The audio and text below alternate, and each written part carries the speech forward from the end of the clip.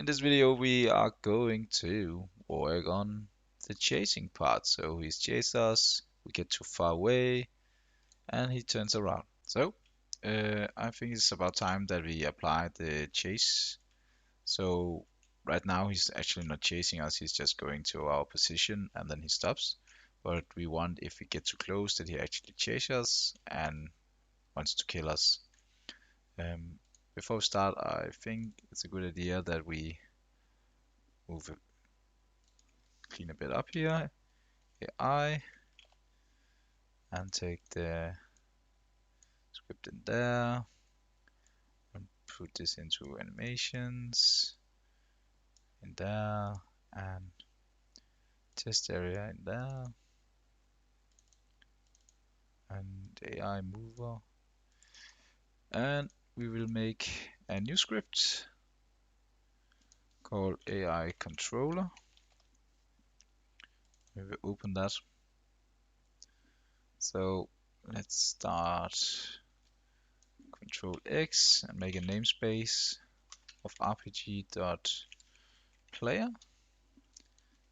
and make some brackets, paste it all in again, remove this, say okay, we want a serialized field which should be float, chase, distance, so how close can we get before it wants to chase us. Then we can make a private void update that if, let's see,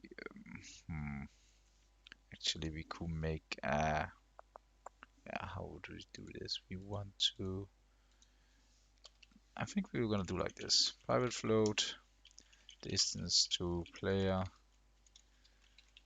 so game object dot player, oh, it has to be capital G, game object player is equal to game object find with tag player. So we need to tag our player in a sec. So we can return vector tree distance player transform position player transform dot position. So it will take the player's transform position and calculate it towards this transform position. And so we need to say if distance to player is less than chase distance. Well, let's start with just say print I'm chasing you, like that. Then we close it, and then we take our goblin and add the AI controller, and then we start the game and get an error here because we forgot to change the tag on the player. So player and apply, and let's see. So here he comes. So when he gets close, that should pop up, I'm chasing you. So now I'm chasing you, I'm chasing you. So now we just need to work further onto that. In this lesson, we will work on how we will get the enemy to stand at a certain point, and when we get too close, it will start to chase us and follow us around. And I actually had quite some trouble with this. It took me a fair amount of time to like find out how to do that in general, in a way I like it to work with our animations and stuff. And when we are completed with this tutorial, I will definitely have to make like a tutorial where we are fixing a lot of the codes. So for now, let's just hang in there and look at some principles and see what we get from it. So the first thing we see that is our enemy here, the goblin, have the enemy script, and it have the nav mesh and the health and the AI mover and the capsule and the controller.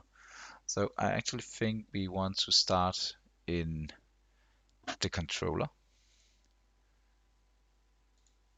And see here, we have like chase distance, and we are going to add a new public game object target. So when it targets our player, when it comes in within a certain space, and we also have to like have a rule that talks about, did we actually find a target? Let's start it with it false, that there is no target. And then we have to reach out to our AI mover. So let's call that AI mover with a low a. So for when we start the game, the target is equal to nothing. And we also want to reach out to our AI mover and get the hands on that.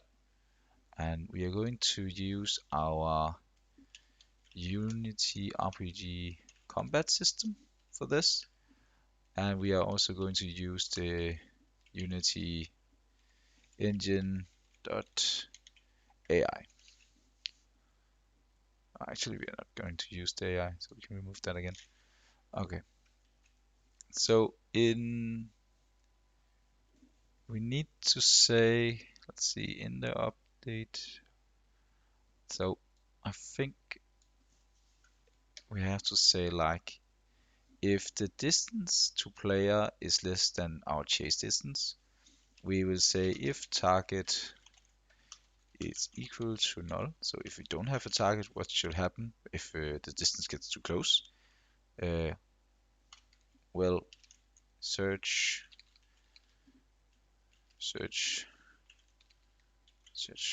for a target. Yeah, so we need to take this reference and make a new void this. Say, okay, we need to, we call it search target instead. So if we don't have a target, we should search for a target to see if someone gets near.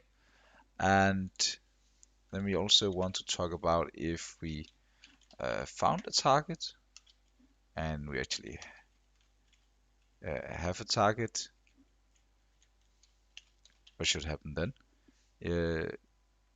Then we will probably follow the target. So let's make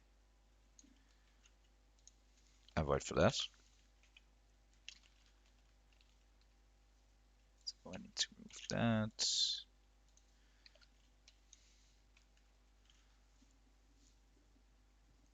Okay, so we have the distance to player, and then we have the search for target.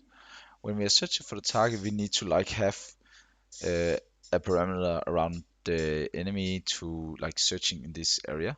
So let's say vector tree, call it sensor, use new vector tree, and say this transform dot position. So from the position of this enemy dot y dot this transform dot z, and then we search for a collider. So let's say hit colliders like physics, and we're gonna do it overlap via, and we're gonna use the center and the chase distance. So we from the center of the enemy and with our chase distance, we were gonna like cast a ray out, and but it's not actually a ray, but we're gonna cast a ray out, let's say that, and find all the things with a collider on, and then we're gonna store that in an integer, and then we're gonna look through this, and what we're gonna look for, well, if one of these colliders it hits is a transform with the tag of player, oh well, then our enemy will be happy because then they'd have something to chase now. So we're gonna say, well, the target will then be equal to the hit collider is found. Dot transform. Dot game object. Uh, at a way later point, we will add in like aggro and stuff, but not right now. So right now we're gonna just make the basic concept work, and then we will add on to that. Uh, then we also will say, I mean, if we have a target, now we then have found actually a target. Great, we found a target. So we don't need to search for a target anymore. And II++. Okay. So we are searching for the target, and we actually found a target. So now we need to follow that target. So let's say that we need a vector tree of the target position equals to the target dot transform dot position, and the target's position y is equal to transform dot position dot y, and then we have transform look at target position. So this part is actually just so the enemy is always facing us, so it doesn't like it have to turn around and look at us and find our eyes. Boom, boom, boom. Then we have the float distance. Did I? I think I actually forgot to make something here. I think we need a like a spawn point. Um, but yeah, because I wanted to run back to a certain position. But for now, let's see. We just say float distance to distance. Let's call it distance to player.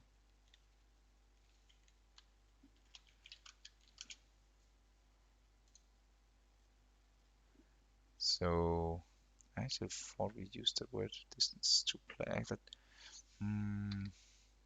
Yeah, I don't like to use the same names, but let's do it for now.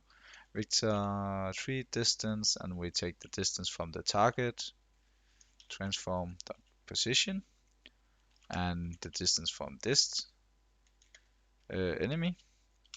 So distance between target and enemy. So we're calculating that there, and we will say if the distance to player is lower than 15, and distance to let's start with that.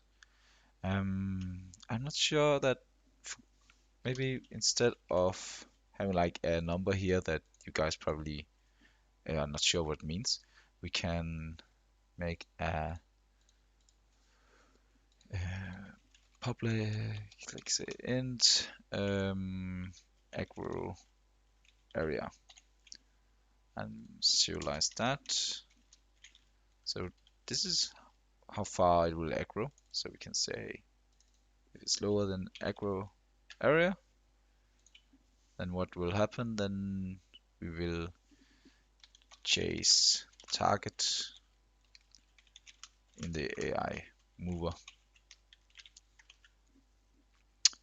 And else, if it's not within that, we gonna say, well, there's no one here actually. We cannot see anyone. Someone ran away, so we have not found a target anymore. And the target is nothing. And we will stop the chase.